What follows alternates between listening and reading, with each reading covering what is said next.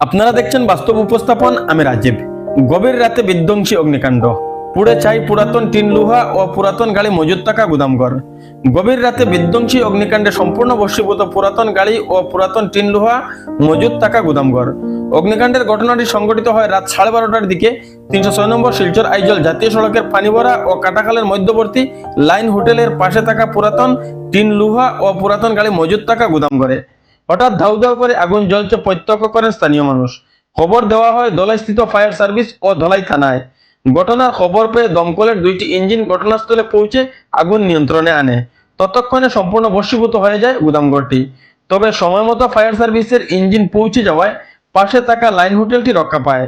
জানা যায় ঘটনার সময় গুদামঘরটিতে কেউ ছিলেন না। আগুন লাগার সঠিক কারণ জানা যায়নি এখনো। শর্ট সার্কিট থেকে অগ্নিকাণ্ডের সূত্রপাত হতে পারে অনুমান অনেকের। ক্ষয়ক্ষতির পরিমাণ কয়েক লক্ষ টাকা হবে বলে অনুমান করা হচ্ছে।